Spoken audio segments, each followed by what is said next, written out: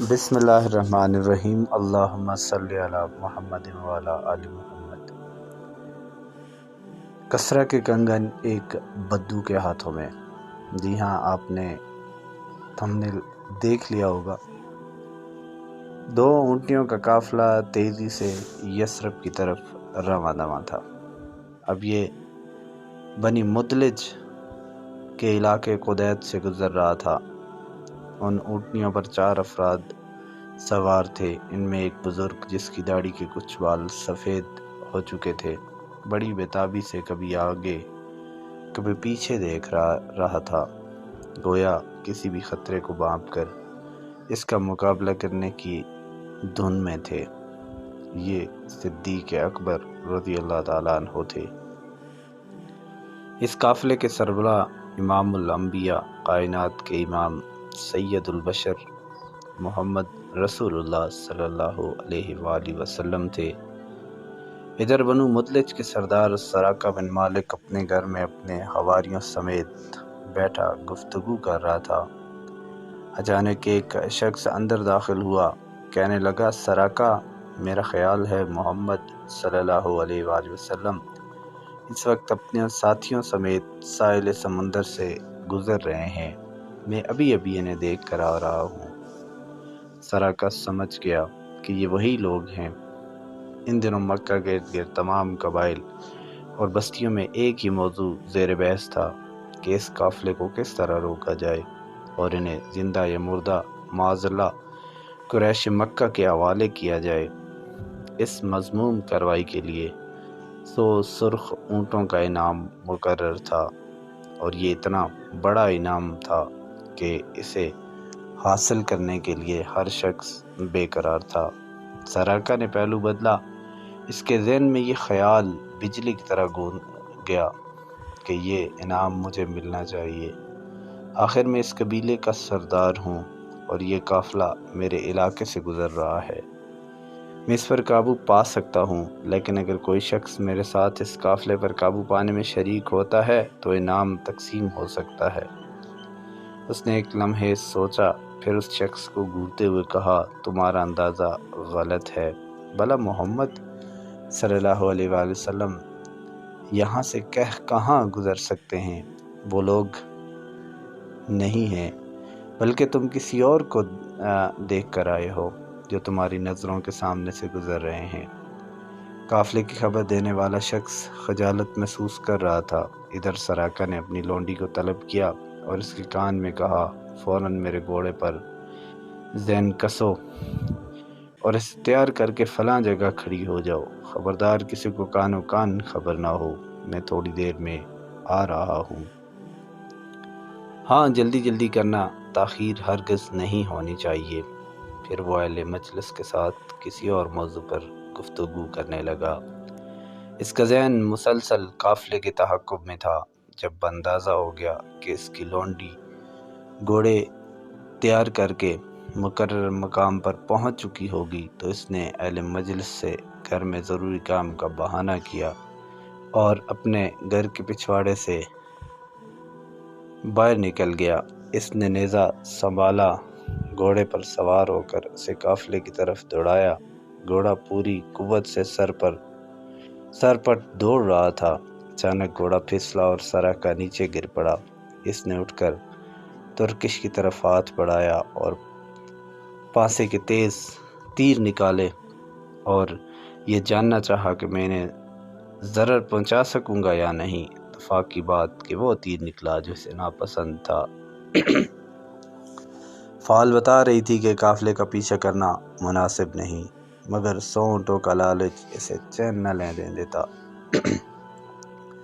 وہ دوبارہ گھوڑے پر سوار ہوا اور قافلے کے بہت قریب جا پہنچا، حتیٰ کہ اس کے کانوں میں اللہ کے رسول کی قرات کی آواز آنے لگی۔ ادھر ابو بکر صدیق رضی اللہ تعالیٰ عنہ بڑے بے چین نظر آ رہے تھے۔ انہوں نے سراقہ کو قریب آتے دیکھا تو بے اختیار پکار اٹھا، اللہ کے رسول، یہ پیچھا کرنے والا اب ہمیں پکڑنے ہی والا ہے۔ ادھر عظمت کے پہاڑ اپنے رب پر مکمل بھروسہ کرنے والے پیغمبر نے بڑے اعتماد سے جواب دیا، ابو بکر، میرے یار غار، پریشان ہونے کی ضرورت نہیں، اللہ ہمارے ساتھ ہے۔ سراقہ کا گھوڑا مسلسل دوڑ رہا تھا، بتدریج قریب ہو رہا تھا۔ ابوبکر صدیق رضی اللہ تعالیٰ عنہ پریشانی کے عالم میں رو پڑے۔ ارشاد ہوا، ابوبکر کیوں رو رہے ہو؟ عرض کیا، میرے ماں باپ آپ پر قربان ہوں یا رسول اللہ، میں اپنی جان کے خوف سے نہیں بلکہ آپ کی خاطر رو رہا ہوں۔ رسالت میں آپ کے ہاتھوں میں بے اختیار آسمان کی طرف اٹھے، بارگاہ الہی میں عرض کی، اے اللہ تو جسے چاہے اس سے ہمیں بچا لے۔ ادھر زبان اقدس سے الفاظ نکلے، ادھر سراقہ کا گھوڑا دوبارہ لڑکھڑا کر گر پڑا، اور اس مرتبہ اس کے اگلے دونوں پاؤں گھٹنوں سمیت سخت زمین میں دھنس گئے۔ اب سراقہ نے دوبارہ پانسے کے تیر سے فال نکالی، وہی تیر نکلا جو اسے ناپسند تھا۔ پیچھا کرنا سراسر غلط کام ہے، جو بھی اس کا پیچھا کرے گا وہ ہلاک ہو جائے گا۔ اس کے دل میں یہ بات بیٹھ گئی کہ محمد صلی اللہ علیہ وآلہ وسلم غالب آ کر رہیں گے۔ اس نے قافلے والوں کو پکارا اور کہا، اے محمد صلی اللہ علیہ وسلم، میں جان چکا ہوں کہ آپ صلی اللہ علیہ وسلم کی مخالفت کے باعث میرا گھوڑا زمین میں دھنس گیا ہے۔ اللہ سے دعا فرمائیے، وہ مجھے نجات دے گا، بلکہ اس طرف آنے والوں کو بھی لوٹا دوں گا۔ نبی کریم صلی اللہ علیہ وسلم نے اس کے لیے دعا فرمائی تو زمین نے اسے چھوڑ دیا۔ سراقہ نے عرض کیا، میرے لیے پروانہ امن لکھ دیجئے، جو میرے اور آپ کے درمیان بطور نشانی رہے گا۔ آپ نے ابوبکر صدیق رضی اللہ تعالیٰ عنہ کے غلام عامر بن فہیرہ کو حکم دیا کہ امان لکھ دو۔ انہوں نے چمڑے کا ٹکڑا لیا اور اس پر امان نامہ لکھ دیا۔ سراقہ نے آپ کو قریش کے عظام اور 100 اونٹوں کے نام کے بارے میں آگاہ کیا تو آپ کو زاد سفر اور ساز و سامان کی پیشکش کی، مگر آپ صلی اللہ علیہ وسلم نے کسی بھی قسم کا سامان لینے سے انکار کر دیا، صرف یہ فرمایا، ہمارے بارے میں رازداری سے کام لینا۔ سراقہ وہاں سے جانے لگا تو اچانک اللہ کے رسول نے ارشاد فرمایا، سراقہ تمہیں کیسا لگے گا جب تم کسریٰ بن ہرمز کے دونوں کنگن، پیٹی اور اس کا تاج پہنو گے؟ سراقہ بڑے تعجب سے یہ بات سنی اور سوچ میں پڑ گیا کہ کہاں کیس و کسریٰ بن ہرمز اور اس کے کنگن اور کہاں میں۔ اس کے بعد قافلہ یثرب کی طرف بڑھ گیا۔ سراقہ واپس آیا تو دیکھا لوگ قافلے کی تلاش میں سرگرداں ہیں۔ سراقہ کہنے لگا، ادھر کی کھوج خبر تو میں دور دور تک کر چکا ہوں، تمہیں اس طرف جانے کی کوئی ضرورت نہیں، میں تمہارے حصے کا کام کر چکا ہوں۔ پھر جب اللہ کے رسول صلی اللہ علیہ وسلم بحفاظت مدینہ منورہ پہنچ گئے تو سراقہ نے لوگوں کو یہ واقعہ سنایا۔ سراقہ نے امان نامہ سنبھال کر رکھا، وقت گزرتے دیر نہیں لگتی، مکہ فتح ہوا۔ آپ حنین اور طائف سے فتح یاب ہو کر جعرانہ کے مقام پر قیام فرما ہوئے۔ بنی مدیج کا یہ سردار یہی امان نامہ لیے اللہ کے رسول سے ملنے آیا۔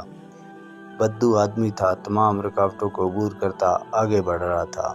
انصار کے ایک گھڑ سوار نے اسے روکا، ارے کہاں منہ اٹھائے جا رہے ہو؟ اس نے جواب دیا، میں وہی پروانہ جیب سے نکالا اور اسے رسول اللہ صلی اللہ علیہ وسلم کی طرف بڑھایا۔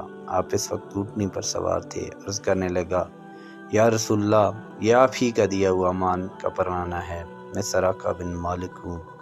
ارشاد ہوا، آج کا دن وفا نبھانے کا دن ہے، نیکی اور احسان کرنے کا دن ہے، میرے قریب آ جاؤ۔ پھر چند لمحات کے بعد سراقہ بن مالک کو صحابی بننے کا شرف نصیب ہوا۔ اب وہ اسلام کا ایک سچا سپاہی تھا۔ مسلمانوں کی فتوحات تیزی سے بڑھ رہی تھی۔ عمر فاروق رضی اللہ تعالیٰ عنہ کے دور میں اللہ کے رسول کی پیش گوئی ہوئی۔ آپ صلی اللہ علیہ وسلم کے نامہ مبارک کو چاک کرنے والے کسریٰ کی حکومت پاش ہوئی۔ اس کا غرور خاک میں مل گیا، اس کے خزانوں کو توڑا گیا۔ کسریٰ بن ہرمز کے تاج، اس کی پیٹی اور کنگن مدینہ منورہ بھیجے گئے۔ فاروق اعظم رضی اللہ تعالیٰ عنہ نے حکم دیا، لوگوں سراقہ بن مالک کو بلاؤ، میرے نبی کی پیشن گوئی کہ پورا ہونے کا وقت آ گیا ہے۔ سراقہ آتے ہیں، ارشاد ہوا، ہاتھ اٹھاؤ۔ پھر آپ نے ان کے ہاتھوں میں کسریٰ کے کنگن پہنائے اور فرمایا، اللہ اکبر، اللہ کا شکر ہے جس نے ان کنگنوں کو کسرا بن حرمت سے چھینا، اور کسرا جو کہتا تھا میں لوگوں کا رب ہوں، آج اللہ نے مسلمانوں کو یہ عزت اور وقار عطا فرمایا کہ بنی مدلج کے ایک بدو کو اس کا مالک بنا دیا۔ اس طرح نبی کریم نے خندق کی کھدائی کے موقع پر جو پیشگوئی کی تھی، اللہ کے حکم سے مجھے کسرا کے خزانوں کی چابیاں عطا کر دی گئی ہیں، اور وہ بھی فتح مدائن کے موقع پر پوری ہو گئی، اور ان کے خدام کو وہ چابیاں عطا کر دی۔ صحیح بخاری حدیث نمبر 3906، یہ اس کا ریفرنس ہے۔ مزید ایسی ویڈیوز دیکھنے کے لیے ہمارے چینل کو سبسکرائب کریں۔ انشاءاللہ ایسی اسلامی معلوماتی ویڈیو ہم آپ سے شیئر کرتے ہیں۔ ساتھ ہی ساتھ آپ نے چینل کو کرنا ہے سبسکرائب، تاکہ زیادہ سے زیادہ لوگ اس معلوماتی ویڈیو کے ساتھ جڑ سکیں۔ ایک اور ویڈیو کے ساتھ جلد حاضر ہوں گے، جب تک کے لیے اللہ حافظ۔